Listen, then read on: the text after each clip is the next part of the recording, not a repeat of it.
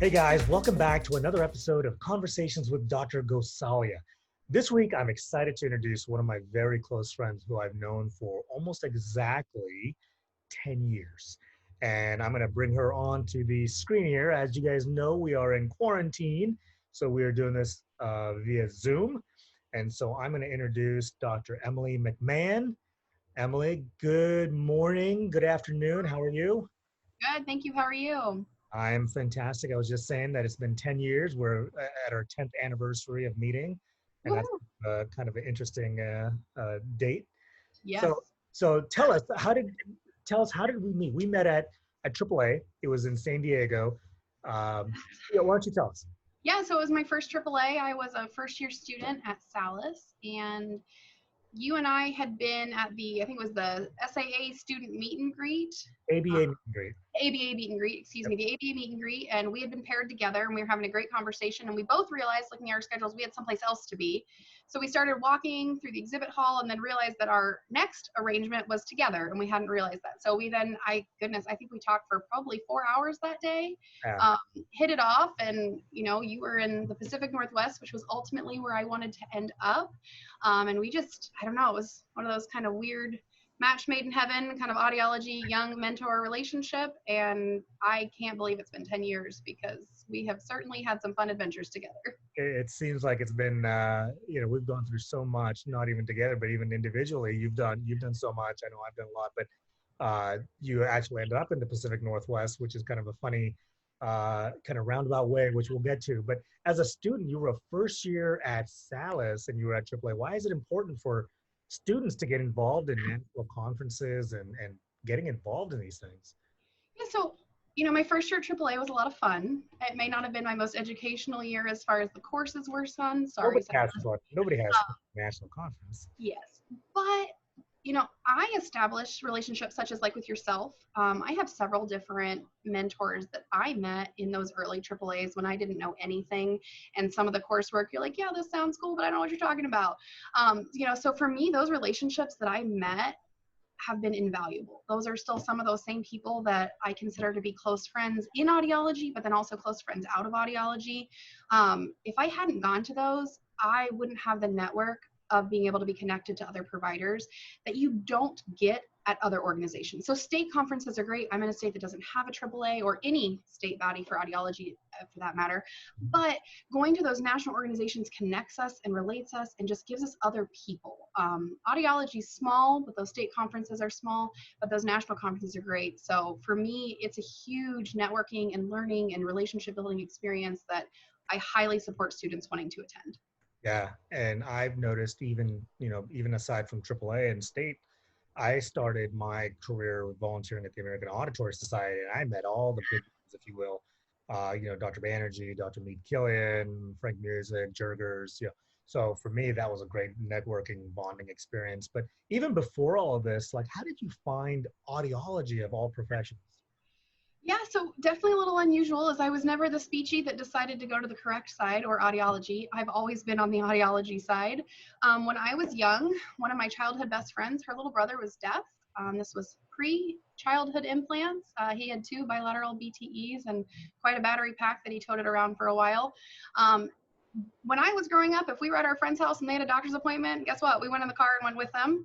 So I went to some of his appointments and saw some of his audiology appointments. And that was just as a young girl. I, in high school, knew that I was already going to go into healthcare of some sort, hadn't narrowed it down, but I was like, I will be a doctor one day. I took ASL classes. I took 4 years of that in high school. Heading into college, general first year, I was just pre-med, didn't quite know, still knew healthcare, still knew doctor track, didn't know where to go with that. Took ASL, and in those courses, I was like, I really enjoyed this. I enjoyed this relationship. I did a lot of, I went to Butler University my freshman year, and then I transferred because there was some changes at Butler and they didn't continue that program.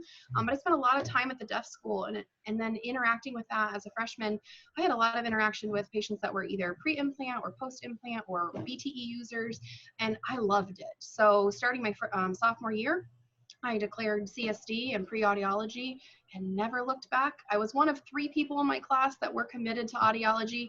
All 3 of us did actually go to do audiology and not speech, but in 70 plus people, all speech, and every eye roll that you could possibly imagine, 3 of us made it out and did not succumb to the speechies. The species. That's not common actually, but the percentage sounds about right, 3 out of 70, right? So Yeah, it's certainly not common. So I never wanted to be a speech language pathologist. I still firmly never want to be a speech language pathologist. But yeah, so I started audiology kind of super unusual as a little girl with an interest and a vested interest, and then just saw it through, and here I am. yeah, and now when you say here I am, here you are in Alaska. So you are now the owner of the Alaska Hearing and Tinnitus Center. Um, how was that process? Getting into private practice. What number one, why did you get into private practice? And then number two, how was that whole transition into building this clinic that you own? And it's humongous. I think it's one of the biggest in the state of Alaska, if I'm not mistaken. So for anyone that knows me personally would know that some of us are meant to work for ourselves and some of us work really well under others. I'm the first category. I'm a great team player, but I like to be the head of that ship and not the following part. So from the time I started day one of audiology school, it was, what do you want to be when you grow up? And then I had my little box, some horrible artist, and it was like, this is my private practice. I came to Alaska. I did my 4th year here. This is where I wanted to come. I was hell-bent on only coming to Alaska.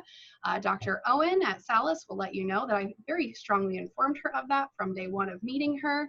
And I came here and did my 4th year, and my husband and I fell in love with Alaska. So we told everyone it was a 2-year time frame. Here we are 8 years later. Haven't, this is home. And so I knew really quickly that I wanted to be a private practice owner. I ended up purchasing an existing practice about 15 months after graduation. Originally, it was a 5-year time goal for me, but once again, if you know me, I'm just really going forward with things. So I bought an existing practice about 15 months. We started that, or we kind of finished it about the 18-month process. Since that time, I've opened a second location, and we are just having a good time up here. My husband left his job, and he works full-time in my practice from day one. So we are a true family business. We broke all the rules, and our friends are our employees, which has moments when you're like, hey, you want to go to Christmas dinner? And you're like, hey, don't do that. I don't want you to color your hair that way. This is Right. but it works out because our employees are some of our best friends, and for us it's been wonderful. I know without a shadow of a doubt that what they're saying and doing is part of aligned with our values and goals as people and who we want to practice with, and so in our environment it works out wonderfully. Yeah, and you've added tinnitus as well as part of your regimen. So why add tinnitus when you're doing so well with diagnostics and hearing aids? Yeah, so I purchased a dispenser's practice. So when I made that purchase practice, there was a lot of change. No more free screenings, no more, not full audio, kind of airborne speech, and just skipping steps. I changed everything into a diagnostic clinic. I added tinnitus when I was doing my student rotation shifts. I participated at a clinic in Philadelphia who does a lot of tinnitus, and Dr. Gail Brenner is one of my mentors, and I'm so thankful that I did not just one but 2 of my rotations with her. Once again, I kind of let Dr. Owen know I was going to stay, and it was life-changing. There are so many people that have tinnitus and suffer from tinnitus, and we can have solutions and help and keep them functional and doing their life. One of our taglines is hear the life you love, and so part of that includes hearing, and hearing can be both hearing and tinnitus side of it. And it's important. Unfortunately, I see so many people use tinnitus as like a negative tagline, get people in the door, hook, bait, switch them. And that's so frustrating to me as a tinnitus provider. There are real life solutions and options for managing that. And we don't need to be under the guise of a fake cure. I hate when people use that word, or, oh, take this or take that and do these things. They don't need another set of disappointment. They want someone that's willing to listen, willing to give them choices, willing to show them how to work through it. I live in Alaska. We have a lot of noise industries up here. We have high military presence, high noise, and our big oil fields and all of our big construction, and it's noisy up here. Hunting, shooting, doing all the fun snow machining. That's snowmobiling if you're not from Alaska, where we say snow machine. And so we have a lot of tinnitus. We have a lot of noise-induced hearing loss. And so for me, it was a huge void to fill. I love doing it. It's incredibly rewarding to see someone that's not functional, truly, and that's not rewarding to see. And then to watch them go through that development, all because you're able to give them the tools and the ways to help get them back into their life. Now you see a lot. I mean, I know just from just from posts and talking to you, that you take a lot of students. There are a lot of audiologists out there who don't take students. Why do you take students in your practice? I love taking students. As a profession, we can't grow without students. Right. There's been a huge shift. I'm the young group of audiologists in the sense of there was never a master's level program option for me. There was never the CFY. I came in from a residential fourth year, did the whole thing, left to do my fourth year. That's the track I've always been on. If I hadn't had some of the students' relationships that I had with my audiologist as a student, I wouldn't be where I was today. It's the best time to still learn, make mistakes, get hands-on without consequences. Because once that doctorate's attached to your name, there's consequences for errors and mistakes. And no matter how well our school program prepares us, we all know there are patients that we have never been prepared for. Just because people are people and they're not textbooks. And so, for me, I'm in a unique practice in the sense of our location and geographically, and I see patients that fly to us, take boats, take trains. We have an interesting dynamic of our patients that we see. I might really only see them one time a year, so I had better be on my game that one day they are here, and then I need to take care of them via telehealth the rest of the time. So, I think that being in Alaska, we have a pretty interesting dynamic that I can show patients and show students to that, is that audiology doesn't just have to be that kind of textbook block practice like so many people think of it. And that's not to say that we don't follow best practices, and it's not to say that there aren't ways to institute reeler and follow up and touch points, and all of those things are so critical, but it doesn't have to be that perfect box that everyone seems to see it through.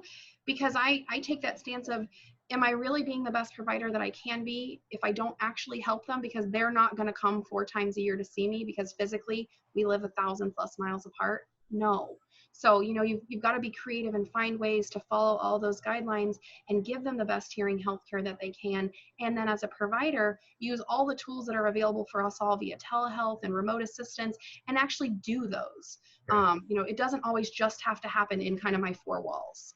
Do you use a lot of telehealth for some of the folks that are kind of remote out there? Yeah, so we've done beta testing for a couple of the hearing aid manufacturers, just because I live in an area where telehealth is kind of a necessity, probably far more than most other practices use it. It takes some getting used to. It's a little creative thinking. You've got to kind of be preemptively prepared for what might come, because you can't just say, hey, give that to me and I'll take care of it for you. But once you kind of work through the kinks, it really fluidly works into your day-to-day private practice. No, it doesn't escape me needing physical time with patients as well, but it is a really wonderful tool, especially right now with everything going on. Hey, who's having it, not a lot of contact patient care is happening. My office and my patients already know how to work in that telehealth model, and we're still keeping them healthy and hearing and well. And so, it's a tool for us that's been life-saving over the last couple of weeks. Nice. Nice. So yeah, up in Alaska, you and your husband, Ashley, you guys have a new addition to your life, Miss Carolina Grace. She's absolutely cute. I'm sure people have seen her pictures on Facebook. How's that? How's that going? She's good. She just turned 14 months. Wow. Yeah, that seems a little crazy for those of us that have watched the little odd boss baby kind of growing. Yep. Many of you have been a part of my pregnancy and been a part of having a new baby and being a business owner, having a major earthquake. Now we've got a pandemic. It's been quite the eventful 14 months since her arrival. She comes to conferences, so many of you have met her in those areas as well. When you all meet her the next time, she's quite sassy, not surprising. She has about 25 words, about 12 to 15 ASL signs, and a very vehement yes or no. So we communicate quite well with her on a day-to-day basis, and so that's pretty exciting. Mom life, odd boss life, and just, being a human, it's a lot, but I wouldn't trade it for anything. I'm also not a stay-at-home mom. If anything, in this pandemic, it has reminded me that I love what I do, and I miss having that full-time patient contact care available. But it has been nice to have extra snuggles and watch some of it, and see her kind of grow and learn new things. So that's exciting too. And she's often in the practice, not right now because we want to keep her safe when we are here with patients. But it's been fun to see her grow. She spent her first 6 months of her life every day in the practice. She's just a huge part of who we are and a huge part of this clinic. Yeah, she's a cutie pie. And I met her last year at AAA for the first time. Yeah. And I remember her first words were Uncle Dr. G. And that Yeah, was that's what we're pushing for. You worked very hard for that. It's not quite Mama One. For all my SLP friends who said it wouldn't be Mama, it was. Thank you. But yeah, so no, she's quite fun, and she's joined us for other conferences, and she's looking forward to some more conferences once we all are allowed to commingle again. You got it. Well, I appreciate you taking the time to do this. Before I let you go, do you have any final words to our audience that you'd like to share? I would just say, in general, everyone's having a hard time right now, kind of big picture. It's a little ominous what's happening as a society, as a healthcare provider, and it's hard to get bogged down in that. I know personally I had to kind of take a time out from some of the news articles and the posts and the negativity, because it can be overwhelming when such a large event is happening. And for me, the biggest thing that I would say is I kind of took a time out and I said, nope, we need to look at me, our situation, our individual, and not get bogged down with everybody else's piece of this puzzle. Everyone's experiencing a rough time. But I think the biggest differences are going to be how are we as individuals responding to that, and what message can we share? And I know, I've got kind of a really nice group of audiologists that, I highly interact with and look forward to them. And we've just all been kind of taking turns, even if I'm having a hard day, just saying, hey, thanks so much for making me smile this morning, and kind of looking at those, because instead of getting bogged down, look at our big picture. I've got some big picture goals for myself as a person, myself as an audiologist, and myself as a practice, even here in 2020, that I'm hoping we can make happen. And so, kind of re-looking at that process and looking at my goals and reminding myself why I'm here and why I'm doing these things has really helped me individually be able to break through that kind of just bogged down cycle of doom and gloom, and say, here's where we're headed and this is what our plan is. So keep your heads up, find your plan, find what works for you, and we will make it through this. I love it. Thank you so much, Emily. We look forward to seeing you soon. Give my love to Carolina Grace. Give Ashley a big kiss for me. Will do. All right. Bye. Thanks, Amit. Okay. Bye, guys.